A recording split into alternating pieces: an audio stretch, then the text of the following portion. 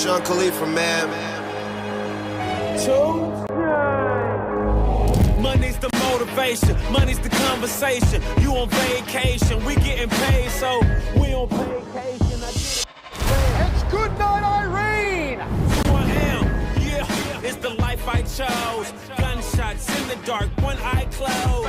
And we got it cooking like a one-eye stove. You can catch me kissing my girl with both eyes closed. Yeah, perfecting my passion, thanks for asking.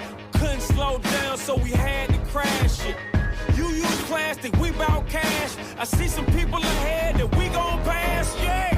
I never fear death or dying. I only fear never trying. I am whatever I am. Only God can judge me now. One shot, everything rides on tonight. Even if I've got 3 strikes, I'ma go for it. This moment, we own it. I'm not to be played with because it could get dangerous. See these people I ride with. This moment, we own it.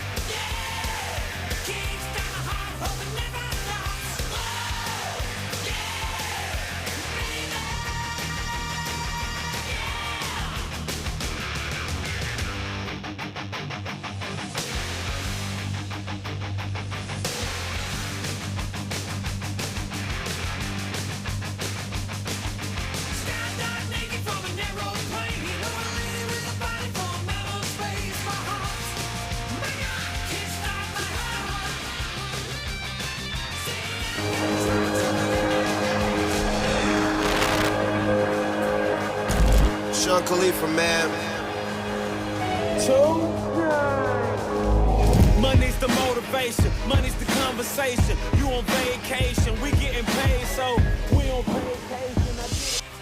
It's good night, Irene! Who I am, yeah, it's the life I chose. Gunshots in the dark, one eye closed. And we got it cooking like a one-eye stove. You can catch me kissing my girl with both eyes closed. Yeah, perfecting my passion, thanks for asking. Couldn't slow down, so we had to crash it. You use plastic, we bout cash. I see some people ahead that we gon' pass, yeah. I never fear death or dying. I only fear never trying. I am whatever I am. One shot, everything rides on tonight. Even if I've got 3 strikes, I'ma go for it. This moment, we own it. I'm not to be played with because it could get dangerous. See these people I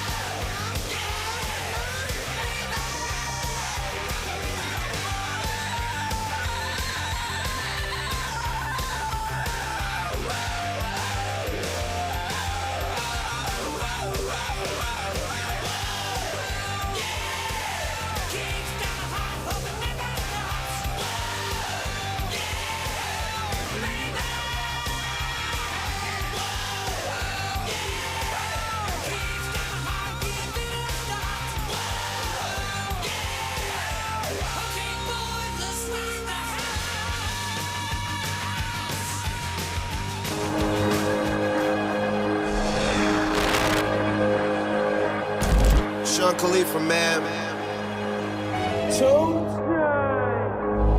Money's the motivation, money's the conversation. You on vacation, we getting paid, so we on vacation. I get it. It's good night, Irene. Who I am, yeah, it's the life I chose. Gunshots in the dark, one eye closed, and we got it cooking like a one-eye stove. You can catch me kissing my girl with both eyes closed. Yeah, perfecting my passion, thanks for asking. Couldn't slow down, so we had to crash it. You use plastic, we bout cash. I see some people ahead that we gon' pass, yeah. I never fear death or dying. I only fear never trying. I am whatever I am. Only God can judge me now. One shot, everything rides on tonight. Even if I've got 3 strikes, I'ma go for it. This moment, we own it. I'm not to be played with because it can get dangerous. See these people I ride with. This moment, we own it.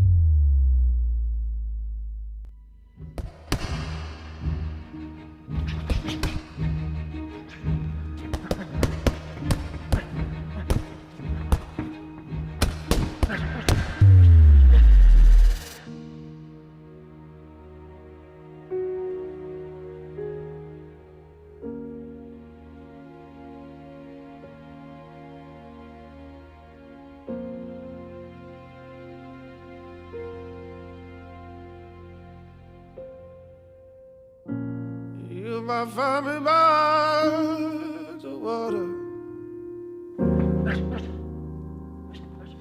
waiting for the trumpet call. Oh, you should be like a stranger.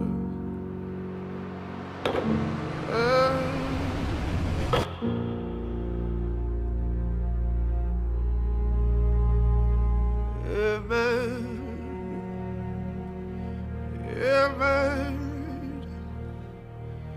Yeah, man, why we fall.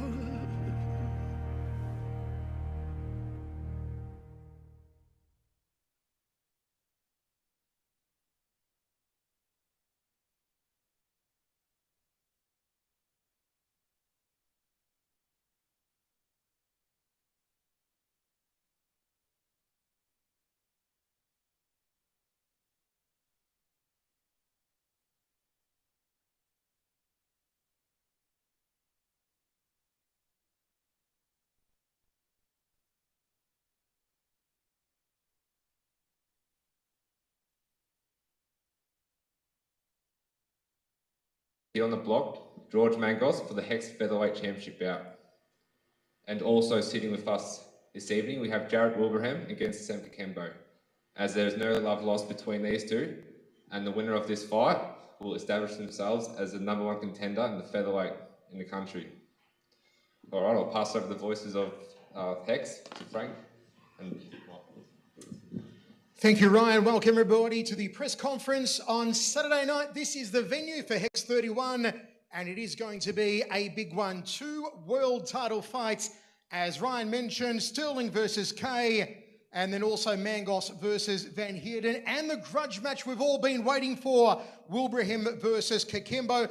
Frank Barker is going to be joining me in commentary alongside the sublime Samantha Richards, and also UFC star Shane. Great to have you in the audience today, Shane, as well.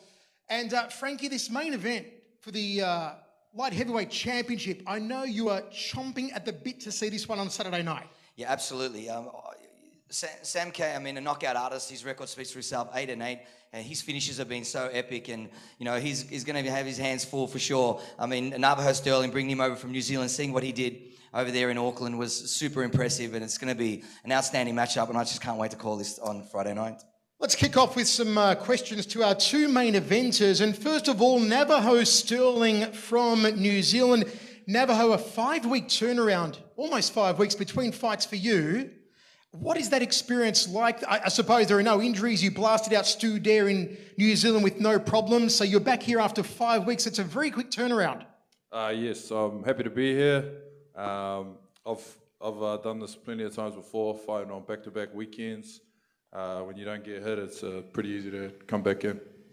Do you prefer to keep busy like this, or would you like a longer time between fights? Oh man, I wish I could fight every weekend if I could. I mean, I called out, I think in the last one, I called out the guy that Sam beat, Ricky Beechin, who disappeared off the block, and now he's back on this card, surprisingly. And the Adnan Larry guy, I was supposed to fight him too. I don't know what happened to him. So I'm glad that we got the guy that knocked Beechin out, Sam K. So, you know, I think we'll be able to secure myself at number 1.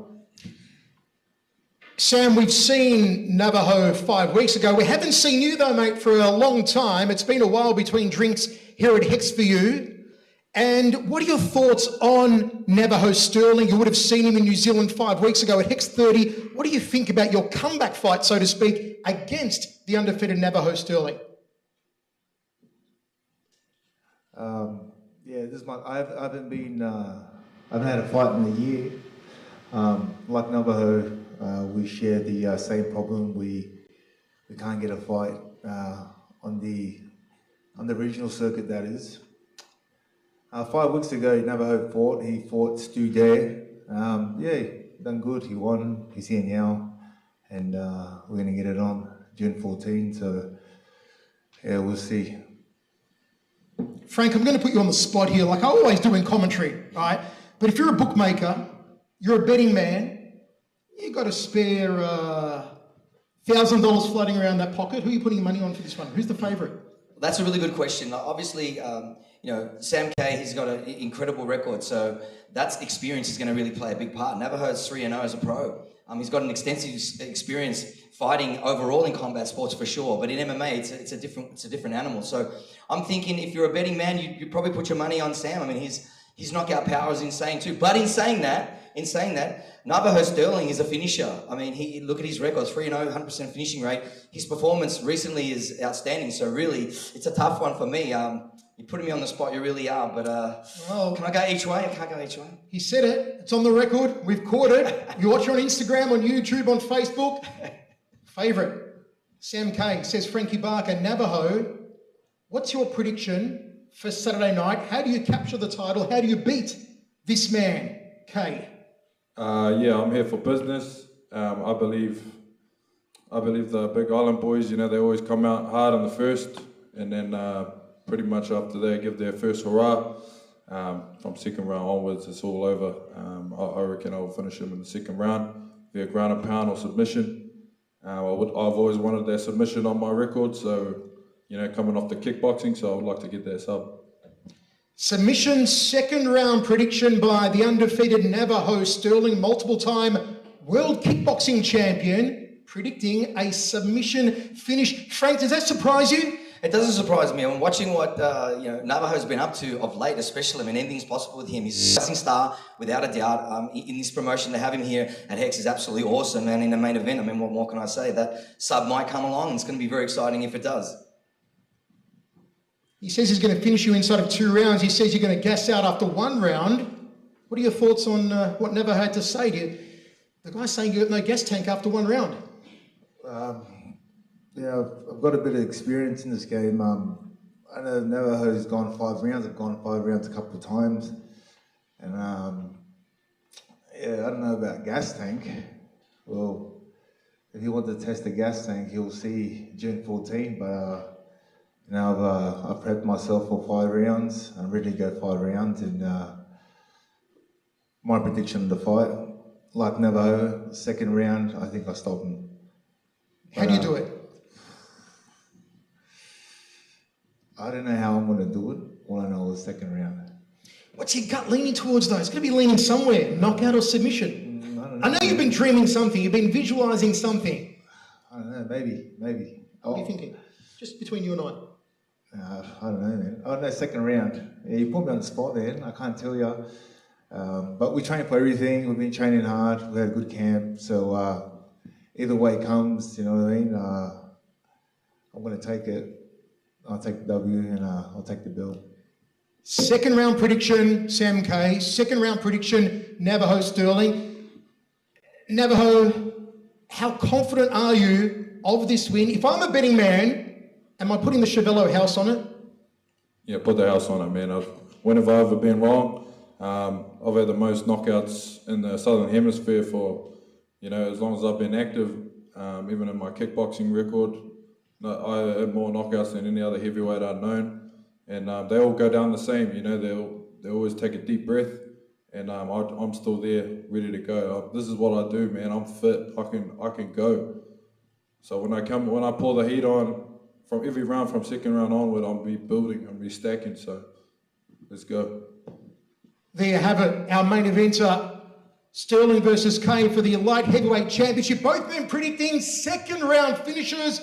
Navajo Stirling says, I can bet the house on him winning this fight in the second round. Frank Barker says that Sammy K may be the edge favourite in this main event, which tells us this is going to be an absolute banger, whatever way you look at it. Moving down the line, we go to the featherweight championship. Mangos versus Van Heerden. Another man on 5 weeks. Quick turnaround. Lockjaw. Justin Van Heerden. Is it something you enjoy doing, turning around fights so quickly? I mean, this has got to be the shortest distance between pro fights for you, am I right? I wouldn't say the shortest, but it's right on that line. I mean, outside of the year that I've sort of not been active leading into the fight in New Zealand, it's sort of, before that it was like 4 or 5 fights a year sort of on average. So chaining them together and just staying active and doing what I do. So I mean, it's nothing I'm not used to. So I'm excited. You had a slightly tougher scrap in New Zealand than Navajo had against Stu Dare, but you came away unscathed, unblemished, nothing to worry about in training for this one? Nah, just, tough dude. So obviously I fought Michael Barber, got the result there. But that guy's just tough as nails, man. Anyone that's been in the cage with that guy will tell you that. That guy is just, he's built different. It's like he's made out of some vibranium, adamantium or something like that, because he just keeps coming. But nah, come out of that, no injuries, straight back into camp.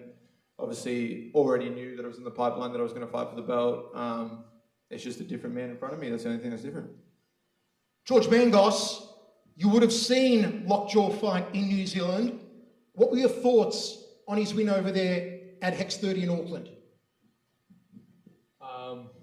Wasn't anything, it wasn't anything extraordinary. It was enough to get the job done, but like you said, Michael Barber's no walk in the park.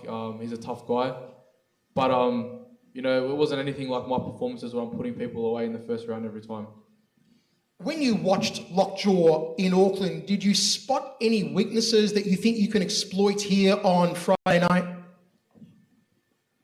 No, in particular, not really, but I just believe I'm better everywhere. I believe, I'm younger, I'm fitter, I'm faster. I can strike better. I believe I can out-wrestle him, I can out-grapple him. I can see that in all these fights, not just his last one. In what area in particular do you really own Lockjaw, do you think? Where do you think you've got it completely, utterly all over him?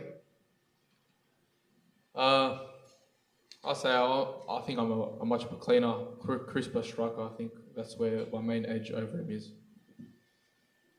Lockjaw, what are your thoughts on Mangos, and what area do you believe that you're going to completely own, sign the pink slips on George Mangos on Friday night? Yeah, obviously George is he's undefeated. Like he sort of said himself, he's got first round finishes as a pro. He's obviously very talented, very dangerous. So yeah, I'm expecting that's what's going to be coming my way. Especially on this stage with all the sort of marbles up for grabs and everything that sort of led to how the fight came together. But I mean, the last 6 guys thought that they had me figured out, and they all went home crying. So I just believe in my skills. I believe when I have a dangerous test in front of me, when I have someone that, is dangerous and is coming to take my head off, that's going to bring the best performance out of me. And I think, June 14th is going to be no different. Frank, same question to you from before, because I've studied this one in preparation for Friday night. I'm having trouble, brother, choosing who is the favourite in this one. I can have a case for Mangos. I can have a case for Lockjaw. How do you see it? Who would you have as the favourite between these two? Well, look, you can't beat experience in this game. I mean, obviously the guys that have got a ton of experience, it really shows, and it really shows in the deep rounds when it goes really dark and deep, and then fighters have to really try and search for ways to find a way to win or to get on the cards or whatever it might be. And I think experience here is going to be a big one. So obviously, you know, Justin, I mean, 13-5 record. I mean, he's fought. Look at the people he's fought. You know, that's why he's here in this position. But also for George, I've seen his rise too. You know, 6-0 as an amateur, 3-0 as a pro. How do you not put money on someone who hasn't lost? It's very difficult to not back someone undefeated and first round finishes, and not just first round finishes. The way he's putting his opponents away, you can't argue that it's impressive. So it's going to be an exciting matchup without a doubt. I think experience is going to play a big part, but this guy over here, George, he doesn't know how to lose. So don't ask me who I think is going to win this one. It's going to be insanely entertaining, and I just can't split him. I really can't. George, is it another first round finish on Friday night? As always, you know, I come into this fight with the same intent as every other one. You know, to not see the scorecards and put him away with an exciting finish. You know, I'm going to leave the cage with the same result, and my 100% finish rate is still intact. How do you do it, George? By any means necessary. How do you visualise it, George? I know something's in your mind. You've got an image. What is it? I say I'll put him away with my hands. Hands. First round. Lockjaw, how do you finish it? How do you have that gold around your waist on Friday night? I think I've shown what I'm capable of in my other fights, and you know, I'm dangerous everywhere. I feel like I can finish the fight on the feet, on the ground. It doesn't matter. But yeah, I don't plan on going to the judges, same as George. I don't plan on leaving this in the hands of any judges or any scorecards. I'm putting them away inside the distance, and I'm taking that belt home to my daughter. Call it submission, knockout, ground and pound. Knockout. I'm feeling a knockout. Early. I'd say with inside 3. Inside 3, inside 1. So like our main event between Stirling and Kay, another championship fight that is not going to go the distance on Friday night. It brings us up to what has been called the biggest grudge match in Australasian mixed martial arts, the hottest match we can make right now. It has been 12 months in the making. It has been a war of words online between Kakembo and Wilbraham. And it's going to finally come to boiling point, come to a head here at the Melbourne Pavilion on Friday night, live worldwide on Combat Sports Network. Make sure you book the pay-per-view. Frankie Barker, you've been talking to me for months about the potentiality of this contest. You rang me when it was signed. You said, Chevello, it's finally on. We're going to see Wilbraham and Kakembo. How does it go down?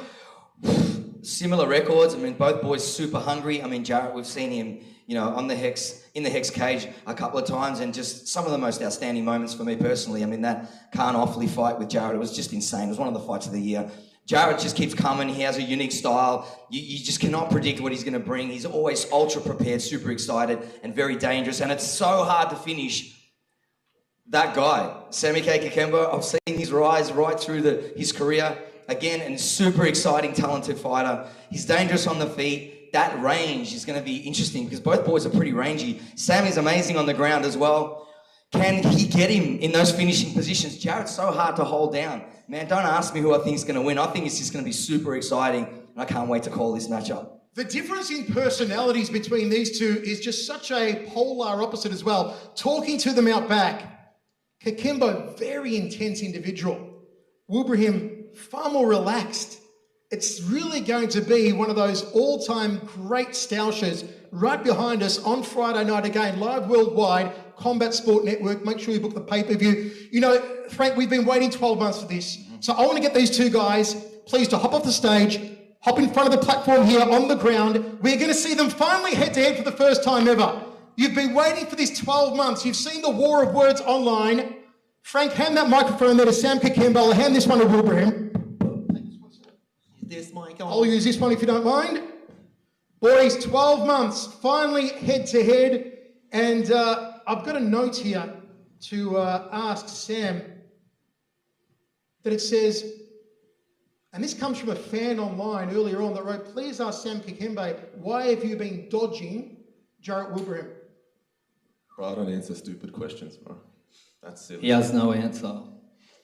I had a fight signed with this guy, and he pulled out of that fight. You knew at the start of that, Cam, when you signed that contract that I had tough coming up. Did you sign the contract? I signed the contract. And then you what?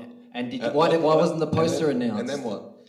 And then it got closer to tough. It looked like I was going through. Yeah. So then you came around and did a little bit of air raids. That was all from the start of that camp. You knew that fight possibly wasn't going to happen. You knew about it. Your team was told about it, and you're still carrying on. You're an entitled child, mate. Bro, just like when this fight, when Justin loses his opponent, jumps up and down like a fucking girl. Give me that fight. I want to prove that I belong in that position to fight for that belt. That's what I'm here for. I want to fight for Hex, for this show. I want to be a part of this promotion. You just want to hand it to you. You just want to hand it straight to you. You don't want to fight. You don't want to get there. It's like title available. Oh, pick me, pick me. That's all it's been. After all that shit talking, the fact still remains you had a contract signed, then you pulled out, and then you said I pulled out. So facts speak louder than words. This guy's going to cop a belting tomorrow. Simple as that. Jarret, when you say you feel he's entitled, what do you mean exactly? Well, fight falls out with Justin, so all these things are in the air. They don't know who they're going to fill it in. Kakembo gets told it may be him, and then they tell him it wasn't going to be. He wasn't going to slot in, and he absolutely chucks a tantrum. Says he's not going to fight me. So the only thing he's going to do is fight for the belt. Just goes on and on. It's going in circles, and then when he doesn't get picked, he just turns around and says, "No, I'm not going to fight you." It's like, how entitled is that? The man calls himself the fucking king. That's entitled. Mr. Kakembo, sir, I'll allow you the right to respond to those accusations there from Jarret. What's there to say, bro? It's like, this is a little bit childish. I can't really J up over blatant lies, weakness. I can't do the dance, the little fake beef. There's no beef. The guy's weak, he lies, and he stands here. We're going to fight. I'm going to put some damage on this guy. He's going to see it. He's going to feel it. He's feeling it now. And then we move on. We go to the next. Simple as. When you say he's weak, is it a reference to him outside the cage and these social media call-outs and calling you entitled, or is it a reference to the way he fights? That's just a diss. It's just an insult, you know. How do you think he fights? Where do you rate him as a fighter? Yeah, he's average. You know, he moves a lot, makes a lot of fundamental mistakes, poor footwork, poor base, aggressive, leaps in with 1-2s, skirts the fence, feints, switches stance. So you've got him worked out? Got him worked out, brother. But hey, a fight's a fight. Anything can happen. That's why we all do this. We step in there, anything can happen. So I'm prepared. I've done the work. I see the flaws. I'm ready to expose the guy. I fully believe and know that I've got this guy's number. Is there still a chance? As always. But I'm going to do everything I can to stop that. I've done that in the preparation, and I'm going to do it on fight night. I don't even know what this is. It's kind of fun, a little bit boring now that the lies are out there. There's nothing really he can stand on. Everything he said was bullshit. At the end of the day, this guy has already given me an apology over the phone. I accepted it, you know. Thank you, appreciate that. So everything can... Is that when you got your coach to ring me? Because you were having such a fucking whinge? I didn't get anyone to And that's your apology? Because I called you a coward. Thanks for the apology. Appreciate it, mate. Hold on a moment, Jarret. I'm going to give you one moment here. One final thing here, Mr. Kakembo. Sir, if you're a teacher and you're grading him and giving him a report card on his fight style from A+ through to F, what are you grading him? Like a B-. B-. Not a bad report card, Jarret. He calls you a coward and he calls you a liar. I never called him a coward. This is a classic example. So he said that, then he backtracked on his words. It didn't really mean much to me. And then he twisted words around and said, you said this and that, essentially calling me a coward. Like, if you're saying I don't want the fight, that's a coward. If you're saying I'm trying to get away from the fight, that's a coward. It's the meaning of the fucking word coward, you know what I mean? So then when I call him a coward, he gets so upset that he gets his fucking coach to ring me. Oh, you've upset Sam.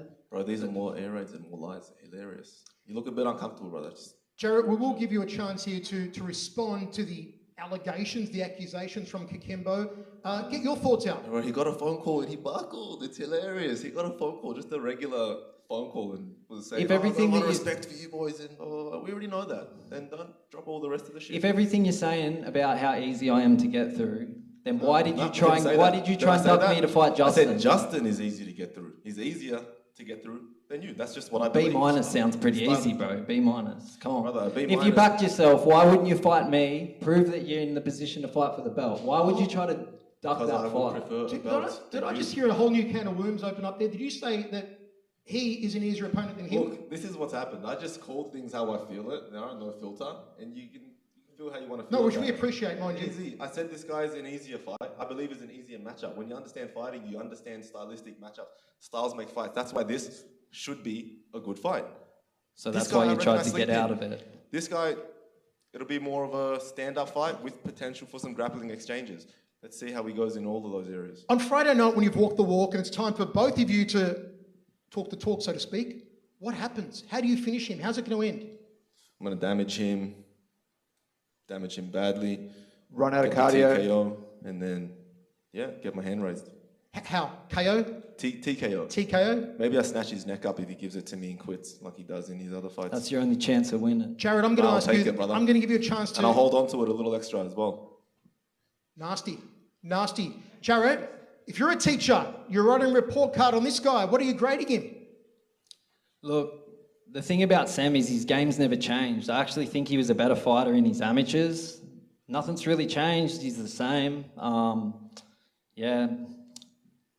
To be honest, just because you don't progress.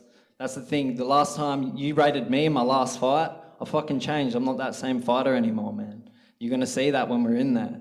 Things change. I adapt and I get better, and that's what it's always been about. How many years off did you take in the sport? Yeah, I've had a year off from the sport before Overall. And what was I doing for those 3 years? I don't know, I'm asking. I was training full time to get to a level where I belong. How many years off? 3 years. 3 years, bro. Yeah, You 3 missed out years a lot. training full You'll time never get those 3 because years. I never had an amateur career. I just went Never. straight to pro. Big mistake. And big mistake, yeah. We'll see. Jared, how All do you that beat shit him? can't change. How do you beat him on Friday? Look, he's going to get desperate. He's going to not want to stand on the feet with me anymore. He's going to shoot. He's going to come fail. forward? He's going to... Hold on. Let's hear his prediction first. Hold on. Oh, what's your question? You gonna come forward? Always come forward. Yeah, What the man. fuck are you talking about? Good, just making sure. Yeah, you going to run away? You think he's going to back off? No, I want him to come forward. Just double checking. Listen to me. I'm going to chase him around the cage for fucking 3 rounds. That's what it's going to be. He's going to be shooting desperately. He won't be able to get away. He'll be trapped. He's going to go down. TKO. Hopefully it goes into the later rounds because that's just more damage I put on him. How's your grappling? You reckon you're having light bulb moments in grappling? Yeah, they're going good, man. You'll see. Fucking, it's all you've got. You've got no striking game. Yeah, so you go and say shit about grappling. No one wants to see that shit anyway, bro. And That's zero why you're so cardio. boring. You're boring.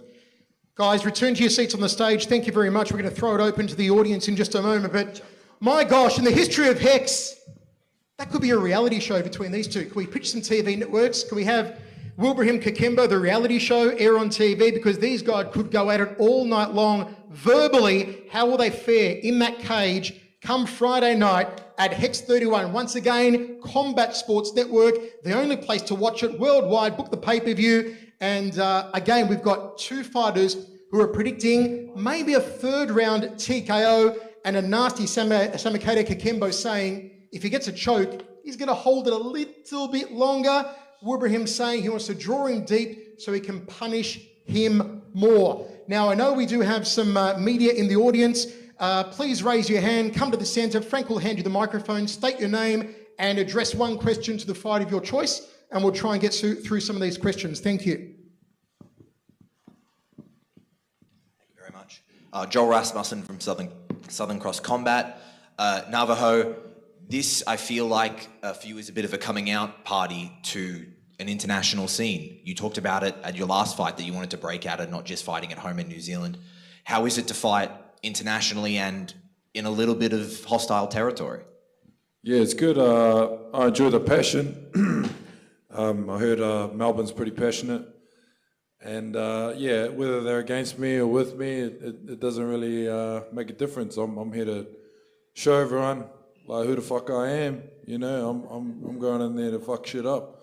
So if you don't like me, you will. That's all I'm gonna say. Great question, Joel. Thank you very much. You know, I wanted to ask, before the next media question, I want to ask George Mangos and Justin Van Heerden for their prediction on the fight between Kakembo and Wilbraham, seeing that names were mentioned, and the winner of you two could be a possible future opponent. I'm thinking for winner of that one. First of all, Lockjaw, your thoughts on Wilbraham Kakembo. Who wins it and how? Yeah, obviously there's a lot of build-up for that fight, but yeah, I think it's going to be a banger. I mean, for as long as it lasts. But obviously I'm going to rock with my teammate. I think Jarret gets the job done. I feel like he goes out there and shows the work that he's put in, goes out there and shows the improvements, and as long as he, goes out there and does his thing and does what we've been working on and does what he can do, touches that ceiling that he's trying to break through to go to this next level, he's going to go out there and do his thing, I don't know what this dude's talking about, bro. He's got 1 round of cardio. Like Jarret said, he just fights the same. Apparently, I'm the easiest matchup in the division. He's been saying it for a while. He's not the first person to say it. And it didn't work out for a few of those guys. I mean, yeah, we'll see what happens. But I just think Jarret's going to school him. School time. Mr. Mangos, your thoughts? I don't train with either of these guys. I never watch too much of their fights. But I know if both these guys, bring the heat like they say they will, the fans are going to win on that night and they're going to have an exciting fight. Man, I couldn't really care less who wins, to be honest, so may the best man win. And before we go back to the media, Samakato, one more question for you. Should you beat Wilbraham here on Friday night, is that bloke there, Mr. Lockjaw, next on the Kakembo hit list? I've wanted that fight for a minute, just stylistically, because I can see myself knocking that guy out. I'd like if he wins. This guy, new kid on the block, haven't seen too much. Dangerous with the hands, but up against an experienced guy. Justin is experienced, so he can handle heat coming forward. So we'll see how it goes, Either way, we'll see. Whoever wins, big deal. I love the confidence. We're doing some matchmaking here today. Okay, do we have another media question? We do. Frankie, please pass over the microphone. Hey, kia ora, gentlemen. My name's Shane Young. Just had a question for you, Justin. Where do you see yourself in the next 12 to 18 months if things go your way on Friday? Yeah, obviously, if everything goes my way, and I go out there and do my job, win the Hex belt, add to this sort of win streak, I feel like it sets me up to take that sort of leap forward in the sport and start, testing myself against the best people in the world and sort of going out on the world stage and representing sort of Australia and South Africa and, going out there and grinding towards that next goal that I set for myself. But what is that next goal? To win a world title. So I feel like, I've ticked off all these things on the list on the way to get to the point where I am now. And from the second that I won that first Australian title, I was kind of like, all right, that's off the list, and now the focus is the world title.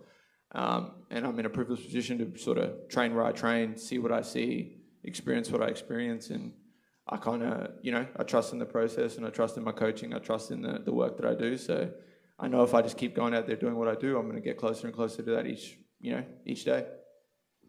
Thank you, Shane. Great question. Joel, we'll have time for one more question from you, and then we are going to get some face-offs on the floor and wrap up our press conference. Joel.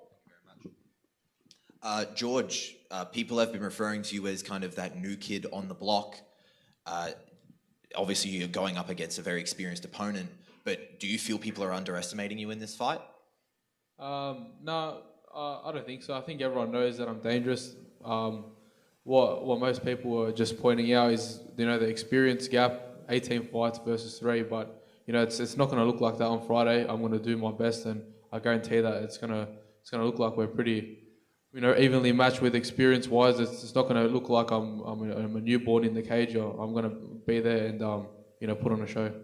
And if Tapology means anything to anyone, Justin Van Heerden on that website is the #1 featherweight and the #1 pound for pound. Even though you said they're, not the most experienced in your career, if you beat Justin, do you become the #1? Yeah, well, in my head that makes sense. I don't know how Tapology will rate it after. But yeah, definitely, you beat the guy, then you are the guy. So, I'm coming for that #1 spot, and Friday night I leave with it and the belt. Awesome. Thank you guys very much. Thank you, Joel. Thank you, everybody. We're going to have a head-to-head in just a moment. But once again, folks, wherever you're watching around the world, don't forget Total Combat Sport Network, CSN. Book the pay-per-view for Friday night. Join myself, Frank Barker, Samantha Richard, Shane Young, all the team, because it is going to be a knockout pay-per-view. Book it now. Don't miss out. Friday night live from Melbourne, Australia, Hex 31. Let's get some face-to-face photos. First of all, our main eventers, Stirling and Kay. Can you please hit the floor in front of us? Take the beanies off and go head-to-head, boys, for the camera. Thank you very much.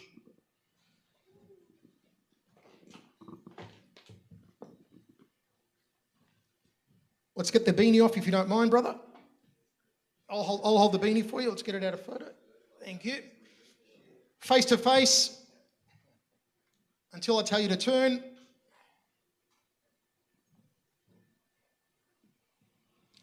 And turn to camera. It is our main event for the Light Heavyweight Championship. Navajo, Stirling and Sam K.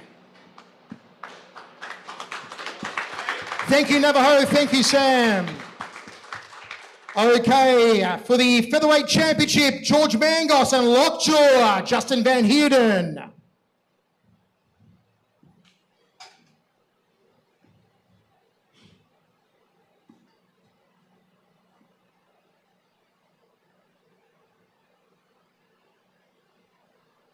And turn to camera.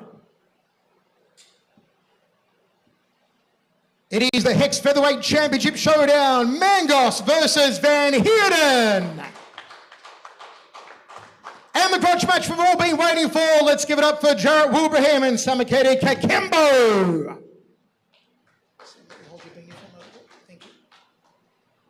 Head to head finally, after 12 months in the making. After talking the talk, it is finally time for Wilbraham and Kakembo to walk the walk, please. Gentlemen, face the camera.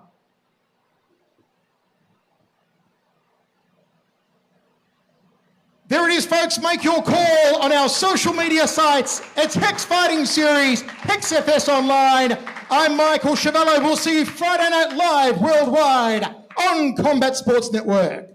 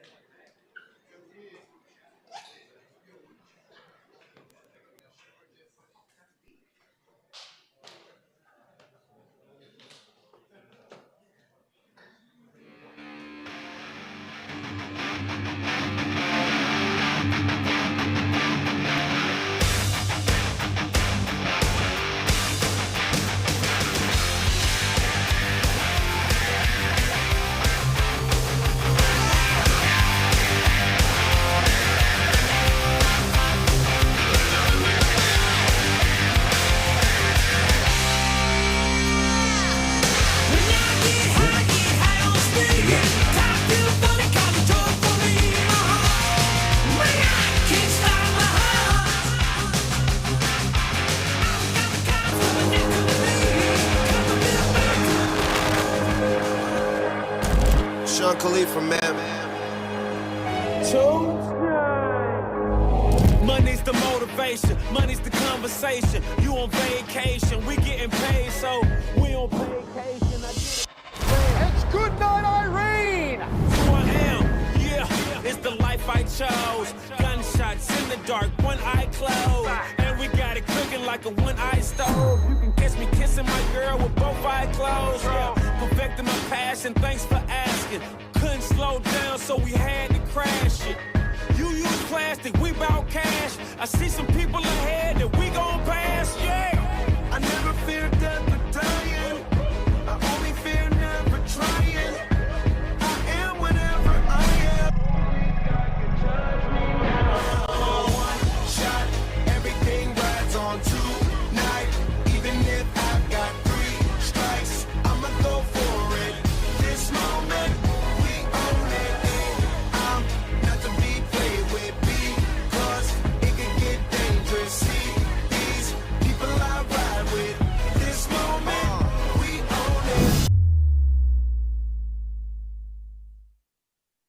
Structures offers a comprehensive range of services tailored to the diverse needs of builders and developers in Melbourne's construction industry.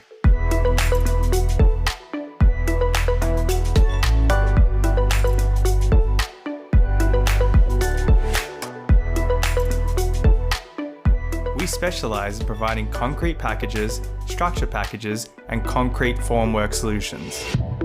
Get in touch today.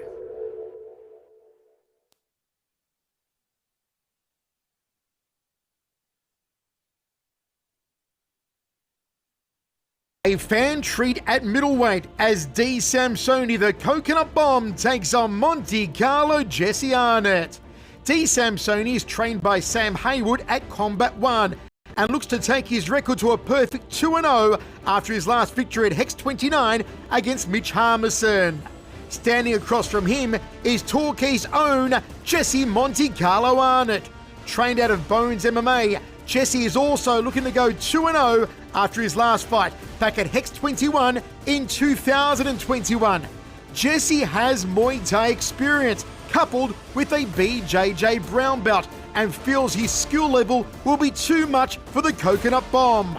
Will D. Samsoni's heavy hands and BJJ purple belt come to fruition, or will Jesse Monte Carlo Arnott just be too strong all round?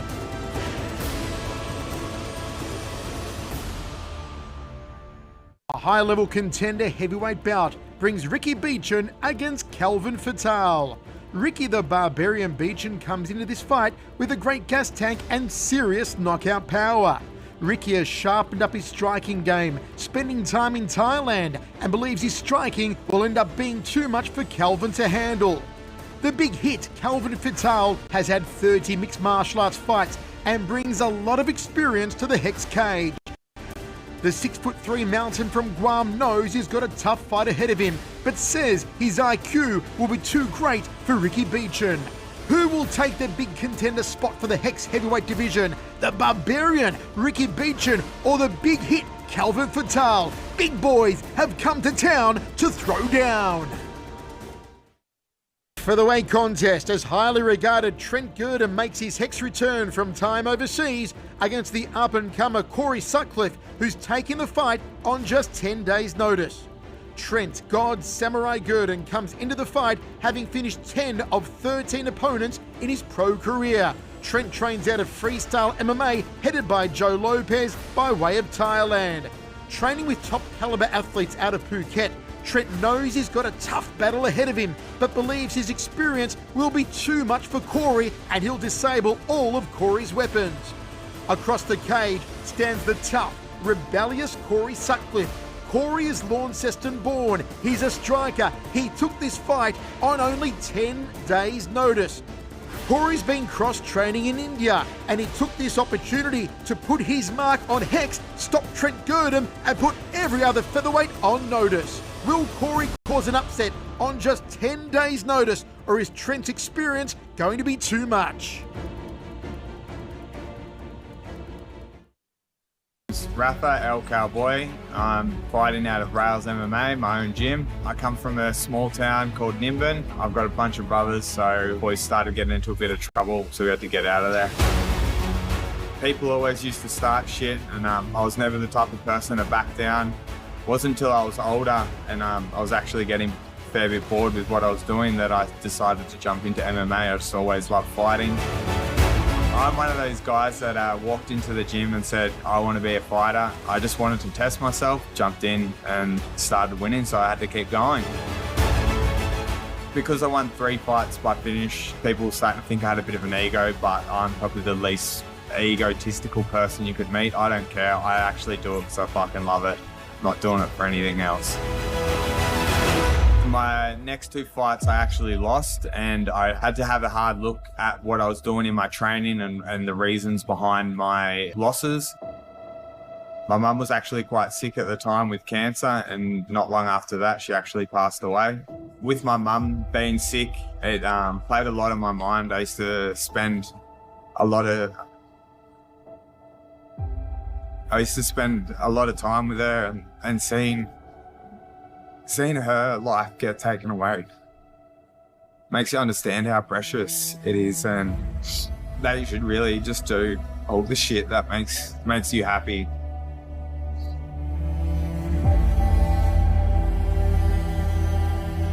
I always had this dream of having boxing bags that were able to move on and off the mats with a train line, and then I found this building right on the train line, and I just thought it was perfect.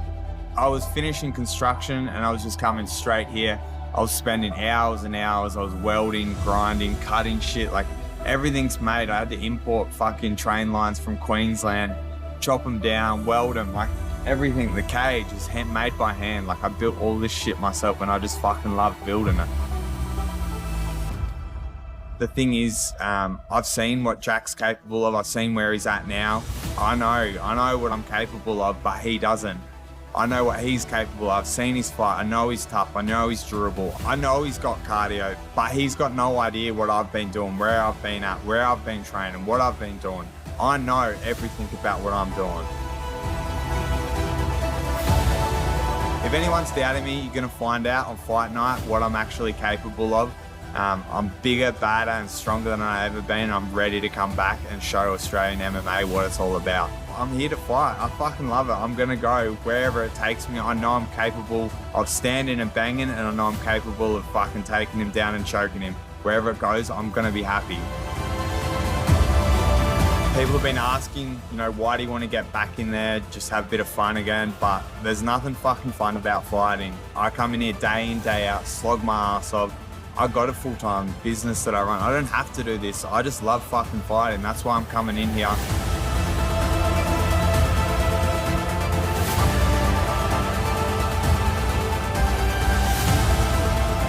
Anyone coming down to Hex 31, this is going to be a dynamite fight. This is going to be a war. You ain't going to want to sleep on this.